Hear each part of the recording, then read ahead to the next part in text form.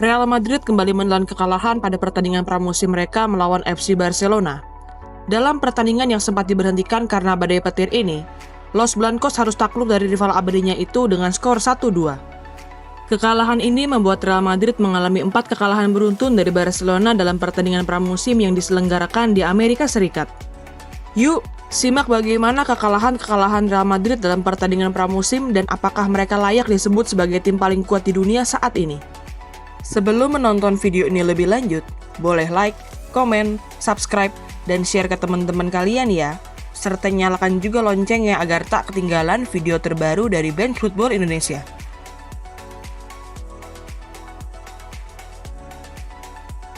Walaupun hanya memiliki Joselu yang berposisi sebagai penyerang murni, dan mengalami banyak cedera ACL yang terjadi pada pemain-pemain inti seperti Thibaut Courtois, Eder Militao, hingga David Alaba, Real Madrid tetap sangat superior di La Liga dan Liga Champions musim lalu.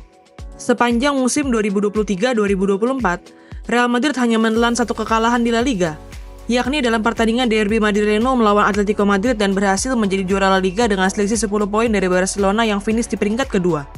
Sedangkan di Liga Champions, performa Los Blancos lebih superior lagi. Pasukan Carlo Ancelotti berhasil menyelesaikan fase grup Liga Champions dengan menyapu bersih semua pertandingan dan tidak terkalahkan sepanjang fase gugur.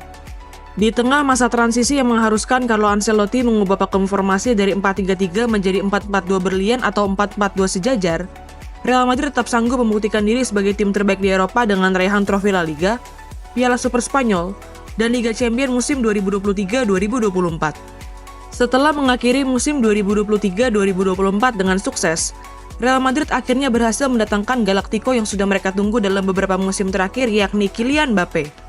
Tentu kita tidak perlu membahas lebih jauh lagi mengenai kehebatan Kylian Mbappé di atas lapangan, karena superstar asal Prancis itu memang merupakan salah satu pemain terbaik di dunia saat ini, dan digadang-gadang akan mendekati level performa Cristiano Ronaldo dan Lionel Messi.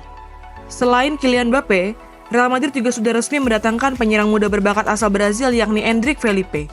Sebagaimana diketahui, saat usianya baru menginjak 17 tahun, Endrick sudah dipanggil untuk memperkuat timnas senior Brazil dan berhasil mencetak gol ke gawang timnas Inggris dan timnas Spanyol. Kedatangan Kylian Mbappé dan Endrick tidak hanya memperkuat lini depan Real Madrid yang sudah diisi oleh dua Brazil yakni Vinicius Junior dan Rodrigo Goes, tapi juga menjadikan Real Madrid disebut memiliki tim terbaik di dunia saat ini. Anggapan tersebut tentu sangat wajar, karena Los Blancos kini memiliki 3 dari 4 pemain dengan market value tertinggi di dunia. Mereka adalah Kylian Mbappé, Vinicius Junior, dan Jude Bellingham. Selain itu, Los Blancos juga memiliki 4 pemain yang termasuk dalam daftar 7 pemain calon peraih Ballon d'Or 2024 menurut Goal. Mereka adalah Vinicius Junior, Jude Bellingham, Dani Carvajal, dan Kylian Mbappé. Tidak hanya kuat secara materi pemain, Real Madrid di musim 2024-2025 ini juga masih akan dilatih oleh pelatih yang telah mempersembahkan 3 gelar juara Liga Champions untuk mereka, sekaligus pelatih paling sukses sepanjang sejarah Liga Champions, yakni Carlo Ancelotti.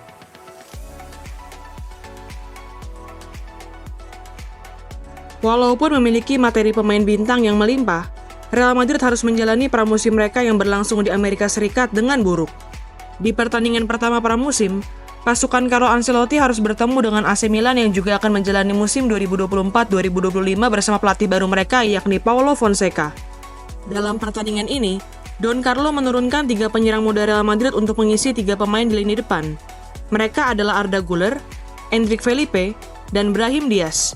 Dengan kondisi banyaknya pemain Real Madrid yang masih berlibur pasca berakhirnya Copa America dan Euro 2024, Carlo Ancelotti hanya menurunkan Antonio Rudiger sebagai pemain yang rutin ia turunkan sebagai starter di musim lalu.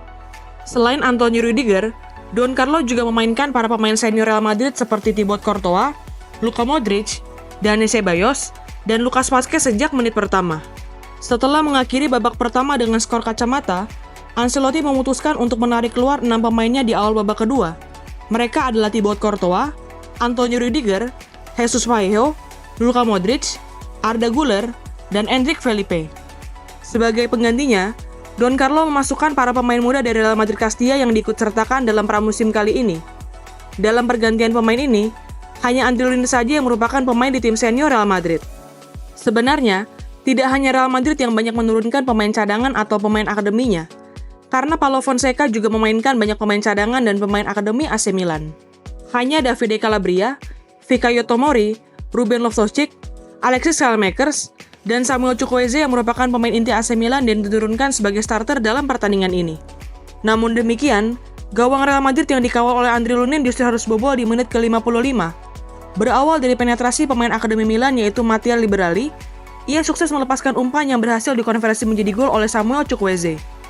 Tidak ada gol tambahan hingga wasit meniupkan peluit panjang tanda berakhirnya pertandingan, dan Real Madrid harus puas mengakhiri pertandingan pertama pramusim mereka dengan kekalahan.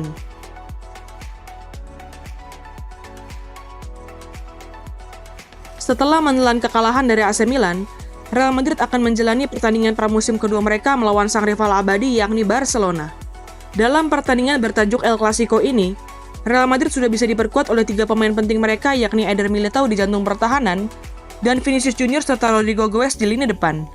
Walaupun demikian, Carlo Ancelotti memutuskan untuk tetap menurunkan formasi dan komposisi yang sama dengan yang ia turunkan saat bertemu dengan AC Milan, kecuali Eder Militao yang menggantikan Jesus Vallejo. Dengan komposisi itu, hanya Thibaut Courtois, Antonio Rudiger, dan Eder Militao yang akan menjadi starter di musim ini dan diturunkan sebagai starter oleh Carlo Ancelotti. Sedangkan dari sisi Barcelona, Hansi Flick juga menurunkan 3 pemain inti yang sering dimainkan sebagai starter oleh Xavi Hernandez di musim lalu. Mereka adalah Marc-Andre ter Stegen, Andreas Christensen, dan Robert Lewandowski. Selain itu, Flick juga menurunkan back sayap kiri andalan Barcelona yang harus menghabiskan waktunya di musim lalu di ruang perawatan yakni Alejandro Balde. Dengan diisi oleh banyak pemain muda di kedua tim, Pau Victor berhasil membuka keunggulan untuk Barcelona di menit ke-42. Memanfaatkan umpan dari Robert Lewandowski, pemain yang juga mencetak gol ke gawang Man City itu berhasil menjebol gawang Thibaut Courtois. Skor 1-0 untuk keunggulan Barcelona pun bertahan hingga turun minum. Gawang Real Madrid yang masih dikawal oleh Thibaut Courtois kembali jebol di menit ke-54. Dan pelakunya kembali adalah Pau Victor. Kali ini, pemain asli Akademi La Masia itu berhasil menjebol gawang Courtois setelah menerima umpan dari pemain asli La Masia lainnya yakni Alex Valle. Memasuki babak kedua, Carlo Ancelotti hanya memasukkan Vinicius Junior yang merupakan pemain inti Real Madrid, sedangkan Hansi Flick juga memasukkan Ilkay Gundogan yang merupakan pemain inti Barcelona. Sedangkan sisanya, kedua pelatih sama-sama memasukkan para pemain muda dengan tujuan untuk memberikan menit bermain. Keputusan Carlo Ancelotti untuk memasukkan pemain muda seperti Nico Paz pun akhirnya berbuah hasil manis untuk Real Madrid. Setelah menerima umpan lambung dari Arda Güler, sundulan pemain asal Argentina itu berhasil memperkecil ketertinggalan Real Madrid di menit ke-82. Tidak ada gol tambahan hingga wasit meniupkan peluit panjang tanda berakhirnya pertandingan, dan Real Madrid harus puas mengakhiri pertandingan pramusim kedua mereka dengan kekalahan. Kekalahan Real Madrid di El Clasico kali ini menambah rentetan kekalahan Real Madrid dari Barcelona pada pertandingan pramusim yang dimainkan di Amerika Serikat. Sebelumnya, Los Blancos juga menelan kekalahan dari Barcelona dalam pertandingan pramusim di Amerika Serikat tahun 2017, 2022, dan 2023 lalu. Walaupun timnya mengalami kekalahan dalam 2 pertandingan pertama pramusim, Carlo Ancelotti tetap menyikapinya dengan santai. Pelatih asal Italia itu menyebut bahwa hasil pertandingan pramusim tidak penting bagi Real Madrid. Dan ia juga menyebut bahwa pertandingan pramusim adalah kesempatan untuk memberikan menit bermain dan jam terbang kepada para pemain muda. Selain itu, Don Carlo juga menyebut bahwa saat ini ada 8 pemain intinya yang masih berlibur dan belum kembali ke skuad. Carlo Ancelotti juga menyebut bahwa timnya akan benar-benar kembali pada tanggal 7 Agustus 2024 mendatang untuk mempersiapkan pertandingan UEFA Super Cup melawan Atalanta. Gimana nih menurut teman-teman? Apakah Real Madrid benar-benar akan menjadi tim paling kuat di dunia? Tulis pendapatmu di kolom komentar ya.